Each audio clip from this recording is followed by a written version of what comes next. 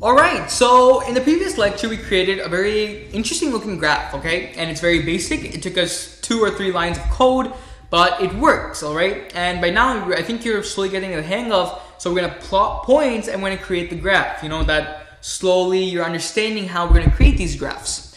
So we got this graph to show up, and right now we have these buttons at the top. So let's go ahead and see what they do.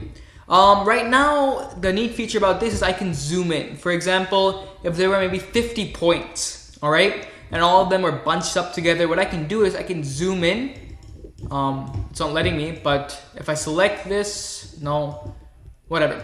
So this move, so let's go ahead, start from the beginning. The home button allows you to go back to the original position of the graph, okay? If I move the graph all the way over here, and if I hit home, I'm back to the center, okay?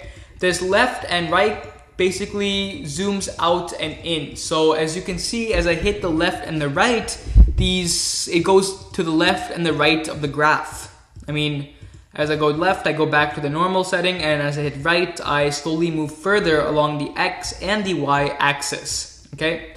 Again, the 2 arrow signs, this is for panning and zooming. I select this, I can move around the graph, okay? Here it goes, I can move around, hit the home to get back. Now this is basically a zoom. Sorry, this is what I was talking about. In here what you can do is you can zoom in. So let's say I want to zoom in on this particular part of the graph. Awesome, I zoomed in. Let's zoom in further. Ooh, this point looks interesting. Awesome, awesome. And then what you can do is with the arrow keys, these left and right arrow keys, I can go back. So I can zoom in further, I can zoom in back, and then go back to the normal settings, all right? This is basically the subplot configuration tool. Again, this is quite useful, all right? Let me quickly explain what's happening. So I'm gonna minimize this so that everything fits on your small screen, or my small screen actually. And whoops. All right, this works for now. So left, as you can see, it gives us more or less white space on the left hand side, increase or decrease how you go on the graph to look. The bottom does the exact same thing. The right and the top, if you haven't already guessed, also does the exact same thing. Basically, they're used to position or adjust the plot, okay? So you can change the plot space and stuff.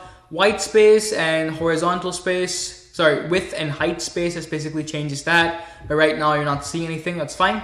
So reset this, that's all good stuff. And last but not least, you can save this graph. So let's go ahead and try saving this. It says save this figure. Yeah, sure, I'll just save it there, save.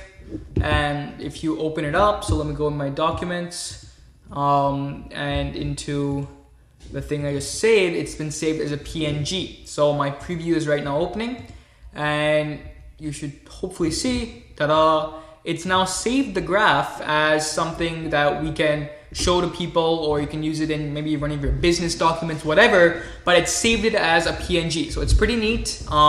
Something if you ever wanted to talk about, if you had any interest in with graphs and stuff, this is definitely a very, very useful tool, okay? So in this lecture, we basically talked about the whole plotting interface, what the different buttons did, how to save your graph, and so on. Now, in the next lecture, let's go ahead and talk about more of the graph. So what other features can we add to our graph? See you in the next lecture.